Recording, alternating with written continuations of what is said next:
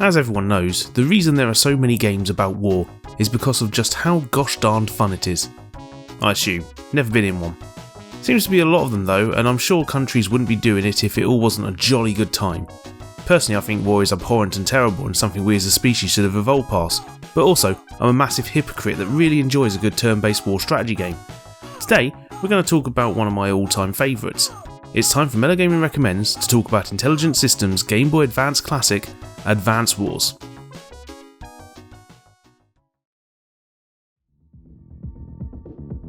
Advance Wars had a strange old path to release in the West, and an even stranger path to release in its native Japan.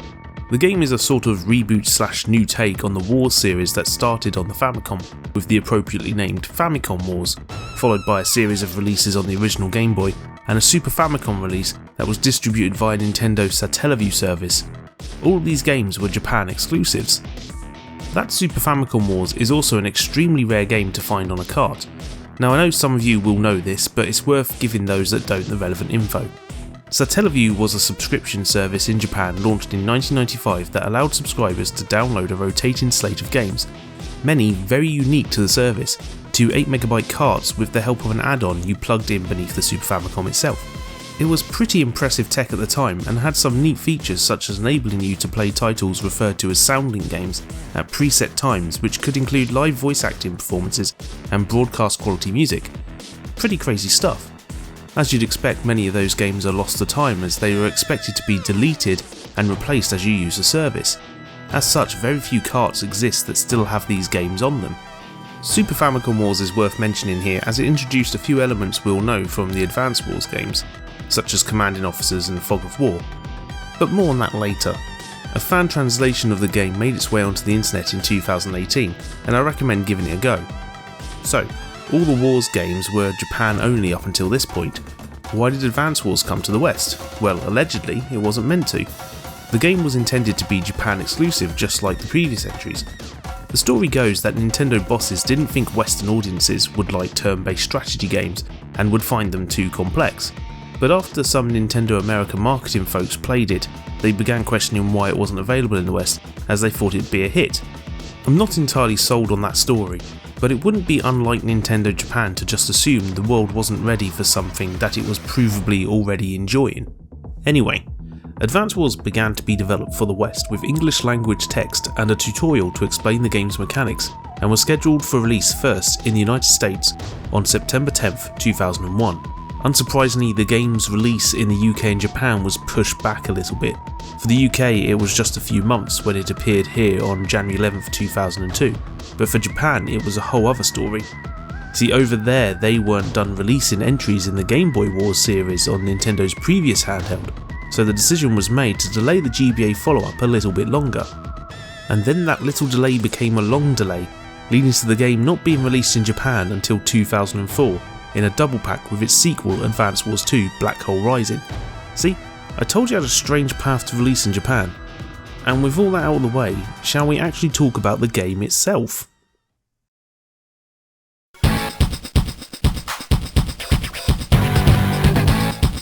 As you've already gathered, Advance Wars is a turn-based strategy game that skews a little more towards the casual side of the spectrum than a war game like, say, Hearts of Iron. There's no real-world conflicts here, which I like to see. War is horrible enough without us needing to recreate it all the time. Sure, historical conflicts have a place in all mediums, but from time to time it's nice to remove the baggage and just enjoy the battles a bit, right? The game's director, Makoto Shimojo, clearly felt that was the way to go. The game never lingers on the human cost of war, preferring to highlight a certain amount of camaraderie between the commanding officers. Sure, they get heated about the conflicts, but they often look forward to the battles in the same way you might look forward to playing a sport. I don't know though, because sport is something I've never looked forward to, but I believe the sports people enjoy it. Granted, it's probably best not to think about how the officers are quite often excited to send masses of troops into battles they likely won't survive, but, well, I ain't got anything to follow that. Let's just agree to not think about how everyone in these tanks and subs are definitely dead. I've got to be honest, I probably played this game for months before that even entered my mind. I'm a monster, clearly. Advance Wars has a campaign mode taking you through 21 main missions with a story following the Orange Star army as they get into skirmishes with the 3 other armies across the nation of Cosmoland. This isn't an invasion though. It seems someone is manipulating events from behind the scenes and tricking the other armies to attack, whilst Orange Star are being led into battle with their neighbouring Blue Moon army. Before each battle you'll see cutscenes from the perspectives of the nations involved in a particular battle, allowing you to get a little insight into the various commanding officers and how they enjoy a good skirmish. Although they aren't shown to be aiming to conquer, the game avoids political differences being the cause for conflict and doesn't really paint any of the nations in a bad light. There's nothing like an army committing war crimes or anything here. I don't want to cover the story in too much detail as there are remakes of the 2 GBA games coming to Nintendo Switch in early 2022. And I imagine many will be playing the games for the first time there, but I doubt you'll be surprised to learn that there's a big bad out there beyond the 4 warring nations. That all said, I will be showing some footage of the final battle later, so be aware that there will be some spoilers. I won't be discussing plot details, but you'll see the final foes and what the battles involve in the final stages. I'll put a spoiler warning up when we get there. Progress through the campaign is mostly linear. You'll always play at least 21 missions, with the only diversions being a number of missions where you choose one of the 3 Orange Star COs. Those being Andy, a mechanic with the power to heal units, Max, a heavy type with powerful tanks, and Sammy, a master of infantry movement who can capture bases quicker than anyone else. Who you choose in the missions where you can pick a CO will determine some elements of the final battle, which will give you a good reason to play through multiple times. Thankfully the campaign isn't overly long and a good player can casually blitz through in 10 to 12 hours. There is one bonus mission that will happen after the final stage if you pick certain CO for a certain battle, but I totally forgot to do that on this playthrough. Battles are usually won via one of 2 ways, either you rout the enemy or you capture their HQ. Occasionally the story will dictate some slightly different rules. For example, you may need to capture a certain amount of bases before the opponent does, or survive a set number of days. Most campaign battles will allow you some wiggle room with how you tackle them, and can be fairly forgiving in terms of how many mistakes you can make, but there is usually one strategy that will give you a clean victory and a good grade on the results screen. In each conflict you'll utilise a variety of vehicles, most often land-based ones, but the campaign will gradually introduce air and naval units which bring their own twist to the core gameplay. Generally though, there's a hierarchy to the combatants that dictates what units have advantages or disadvantages against each other. For example, tanks can get obliterated by long-range rocket fire, but rocket launchers have no defence at close range, and any unit can attack them without any fear of taking losses themselves. In another example, scout vehicles can wipe out infantry with ease, but won't last long against anything much tougher. Some units have a dual purpose too. Infantry and mech units can capture buildings. Buildings are used to collect up funds used to recruit more units, as a place to heal, and as cover when Fog of War is enabled. You've seen Fog of War in games before, it's pretty standard here. Every unit has a range of vision, which infantry and mech troops can increase by climbing a mountain. Trees and buildings can't be seen into unless a unit is directly next to them. Fog of War makes for some pretty fun strategy in this, as you'll hide artillery in bushes and cities to snipe unsuspected enemy troops. Another dual purpose unit are the various transport vehicles. The APCN lander and the transport helicopter can move troops and sometimes vehicles over land, sea and air. The APC can also restock a unit's fuel and ammo, which is pretty handy when you have artillery units dotted about. There's other things to look out for too, like air and naval units needing refueling, or their fall out of the sky / sink. That's actually something that isn't always possible, but most campaign missions don't last long enough for that to be an issue. It's more something to worry about in maps played outside of the campaign. They're certainly trickier to master than the land units, especially as some of them are limited in who they can target. But good air and sea mastery can really turn the tide of battle. Another element to be aware of is terrain. Your main types of terrain are roads, fields, forests and mountains. Each one has a different movement cost that each unit can be affected by. So infantry and mechs can climb mountains, vehicles cannot. Vehicles travel further on roads. They also provide defensive buffs. Being on an open field leaves you more exposed than hiding in a forest, for example. There's also streams, bridges and cities, but they won't make up the bulk of the maps. although it's best to avoid being caught crossing a stream when the enemies are nearby. Cities offer the most protection, and you'll heal and be resupplied whilst in them at the start of each turn, so use them often, although be aware of the financial cost on maps where money is a factor. Campaign mode maps will teach you a number of techniques to victory you'll be able to utilise in single or multiplayer skirmishes, but one thing it doesn't really tell you is that you can be a little underhanded if you like. For example, it likely won't take you long to realise that the enemy AI will almost always target transport units before anything else within their range. So, need to advance on a rocket emplacement but can't do it in one move? Bait them with an APC. Want to give your infantry another turn at capturing a building? Park that APC up outside. Look, it's not cheating, it's perfectly valid. Just remember to take any troops out of the APC first, yeah? This works with transport copters and lander boats too. Another cheeky tactic is to plant a unit directly on an enemy base. By doing so, they won't be able to build anything until they remove that unit. I wouldn't class this as underhanded though, it's more like you're occupying their production facilities. Can assure you victory if you camp on all of them though, and keep the remaining troops at bay. Probably a bit dirty in multiplayer too. Multiplayer is a good blast. You can link up like you'd expect from a GBA game, but it also supports passing the console back and forth. As the game is turn-based, this works perfectly fine. I'd put on Fog of War though so you can't see each other's troops. If you want more COs and maps, you can purchase them from the Battle Map store.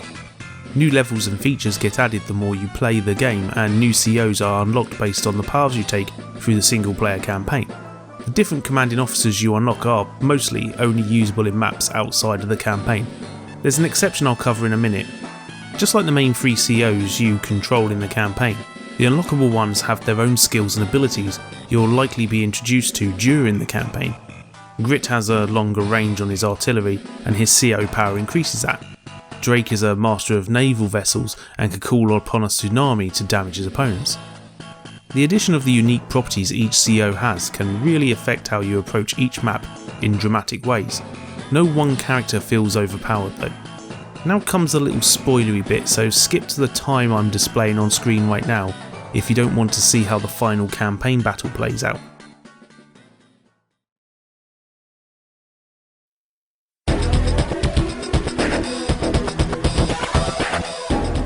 By the time you reach the 21st mission of the campaign, you'll have revealed the big bad of the game, Sturm, the evil leader of the Black Hole Army. This battle switches up the dynamics from the game a little by giving you command of 3 separate armies. Which ones you'll get depends on which COs you use during campaign when you were given a choice. This also affects which new COs you'll be able to purchase from battle maps after finishing the game. I do love this final stage because it brings together the idea of working together with others to push out the bad elements of the world. During the story, Sturm has been manipulating each army into conflicts with each other in order to weaken them so he could dominate and take over the world. In the final battle, Sturm has had quite a head start on you. He's behind a mountain range with one narrow entrance and a massive city providing him with all the funds he needs to keep pumping out new units. You have 3 tiny battalions and a few buildings. No matter what armies you have on this last mission, I had Grit and Sammy joining Andy on my playthrough, you'll want to move tanks, artillery and air units up front as fast as you can. Capture bases and buildings as you go of course, but you want to get that choke point and start beating Sturm back. This stage can actually be fairly easy, more of a war of attrition type map really. As you can see though, I stumbled a bit at the start and as a result Sturm got quite a few too many troops through, and as a result it took me a stupidly long time to beat him. Once you get through them mountains you'll have him on the ropes and can concentrate on whittling him down, camping on his bases and taking the HQ. It's a pretty great finale that feels larger scale than the battles up to this point. Commanding 3 armies at the same time feels like a major moment despite, in terms of sheer unit numbers, you're not really commanding that many more pieces on the map. That all said, whenever I replay this game I'm surprised at how little Sturm and the Black Hole Army appear in the game. It's literally just the last 3 maps. The sequel very much focused on them though, and I recommend checking that out. So, that's the bulk of this game covered. Advance Wars is one of the greatest turn-based strategy games ever made. While the series has faded away in recent years, it's been nearly 14 years since the last new entry. The game has been very influential. Attempts to mimic the series cropped up while the GBA and DS games were still on the market, with games like Field Commander on the PSP and Commander's Attack of the Genos on Xbox 360. Most recently was Wargroove, released on basically everything, although I see that as a hybrid of Advance Wars and Fire Emblem. It may be Fire Emblem that led to Advance Wars going on hiatus. After Advance Wars was released in the West, Nintendo decided to give Fire Emblem a shot too, and it proved so popular that it became the series Nintendo and the developers of both series Intelligent Systems focused on. Thankfully, Advance Wars fans do have a little light on the horizon.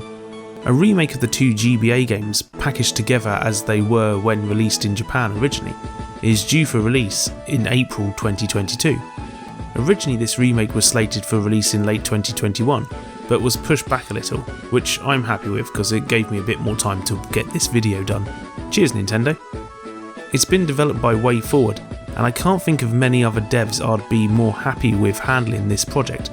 WayForward makes some superb games with a good focus on classic styles of gameplay.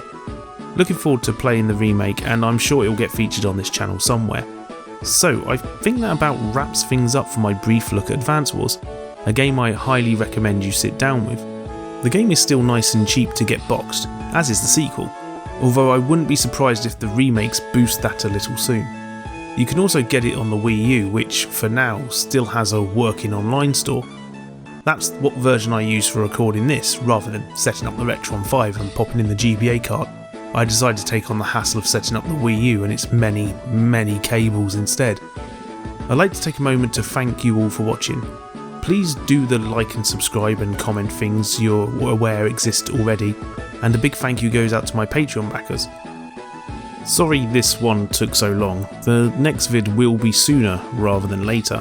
This year I plan on focusing on some of my favourite games, some of which will be huge undertakings, so if you want to see a video on, for example, Castlevania Symphony of the Night, feel free to join up to the Patreon to see it first. Thanks again, and I'll catch you all next time.